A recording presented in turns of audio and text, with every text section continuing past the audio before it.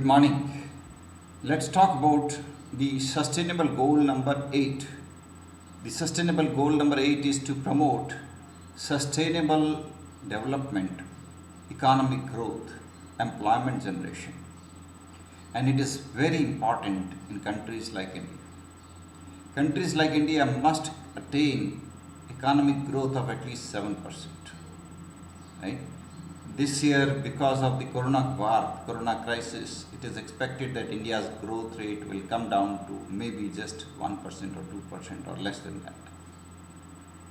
But every effort should be made towards bringing about sustainable development, sustainable economic growth, creation of employment, innovation, and development of modern means of information technology, support and development to micro, small, medium enterprises, and development of entrepreneurship culture.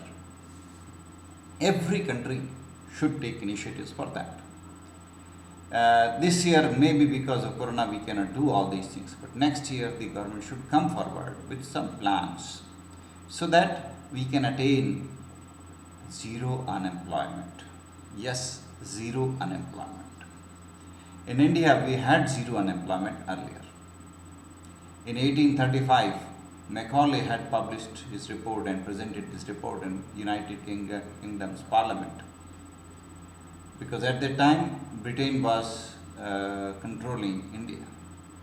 So Macaulay had presented in the report in 1835, based on his study of entire India, based on surveys, based on extensive data collection, that there was no unemployment in India. No unemployment. Why?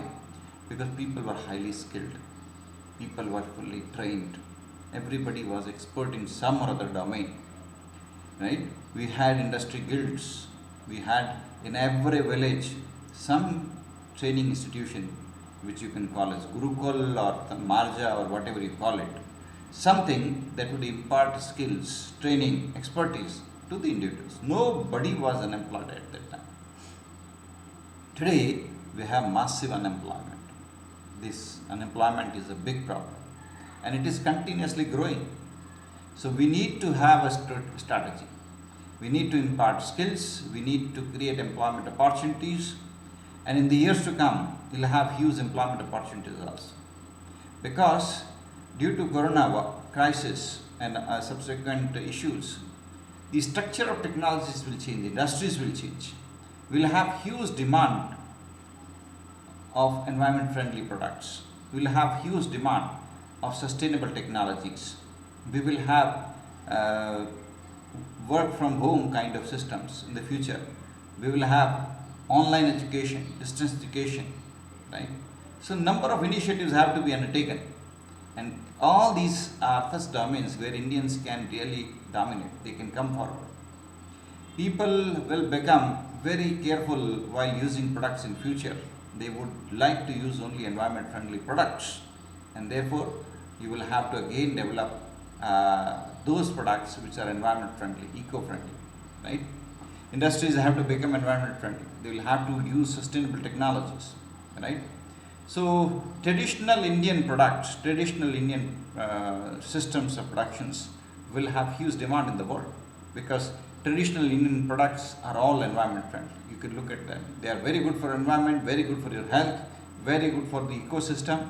All these traditional products, they are far better. Look into, for example, just as an example, sugar is a modern product, but traditional Indian products are molasses, mishri, and gudu, and what we call as molasses and other products. They are very good for health, very good for environment.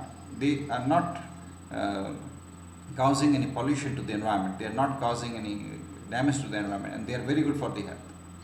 You can see any product, wherever you search, wherever you can find out, traditional Indian technologies are always environment friendly, and they develop such products which are good for you as well as for the entire world, for the society. So those kinds of technologies will revive, but of course using modern technologies you can popularize them. You can use modern technology to spread knowledge about them, spread awareness about them. You can use information technology, you can use social media for that. So these are the sectors where social entrepreneurship can play a very important role. In order to grow at least 7%, every economy should come up with plans to encourage entrepreneurship at all levels.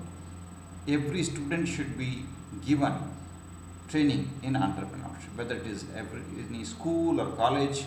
Every educational institution should have some essential training of entrepreneurship, so that people get an encouragement to become entrepreneurs. They get basic awareness about what is the path of entrepreneurship and how to start it. And if they wish to come forward, there should be support system so that they can come forward and become an entrepreneur. If everybody will become entrepreneurial, it would be easier to attain the goal of having 7% or more growth. It would be possible, right? Many universities in India have already started Atal Innovation Center. They must be thanked because they have started encouraging people to become innovative, to become entrepreneurial. So every school and every college should do it. Every school should have Atal Tinkering Lab. Every college and every university should try to set up incubation center, innovation center, entrepreneurship cell, and they must undertake entrepreneurship awareness program, entrepreneurship motivation program for every student, because then only we will be able to create entrepreneurial culture which will help our economy to grow and which will remove the problems of unemployment, problems of lack of growth. The government should also come forward to simplify business laws. The government should give one blank permission to every entrepreneur, and the online system should be simplified. The system of granting approval should be online, so that the bureaucratic departments of the various government, central government, state government, and other local bodies, the bureaucracy is crippling. The bureaucracy is causing harm to the industries. Bureaucracy doesn't permit industries to thrive. So there is need to have online permissions, online clearances, minimum formalities, and the government should, of course, collect periodical data, statistics through online means, whatever are required, right? But the government should come forward and liberalize extensively. Rather, the government should ask industries to form their own associations to encourage industries to modernize themselves, to adopt latest technology, and to become socially responsible. If industries association will come forward to take initiatives for the benefit of the society, that would be a better approach rather than government taking initiative to help the society. Government should allow industries to come forward and do something constructive for the society, and that will give a sense of responsibility to the industries, and they will also feel happy that they are contributing something for the development of the society. They should have that satisfaction, right? And government should minimize taxes, right? Taxes should be very small as possible. If taxes are more, there will be corruption, there will be people will become cheat because they will have no option. They will be forced to become cheat, and once a person becomes cheat, he will become cheat forever, and the entire system will become that of cheats. Because if you are asking people to say give 40% of their income to the government, it is not logical, it is not viable, it is not going to work, and ultimately what will happen? The person will ask the chartered accountant to prepare some strategy to minimize, to evade taxes. Is it good? No, it's not good. So what should be there?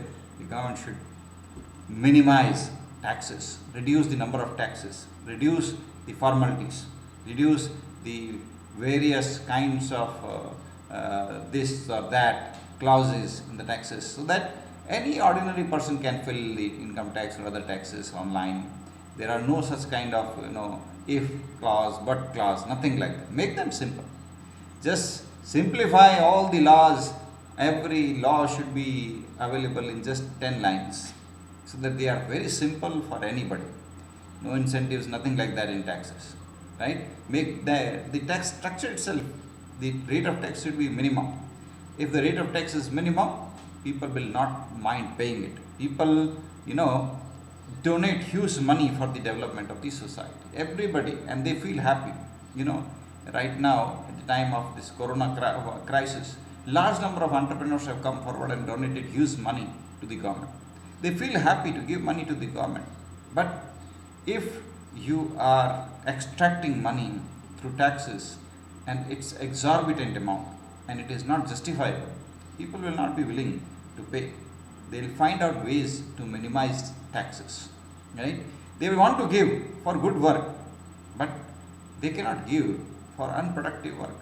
If they see that the government is not carefully using their money, government is just charging taxes but not using it properly, there's huge wastage, there's corruption, they will try to minimize the payment of taxes. But if you charge very low taxes, they will be happy to pay, and they will try to pay maximum so they are able to contribute something for the development of the society.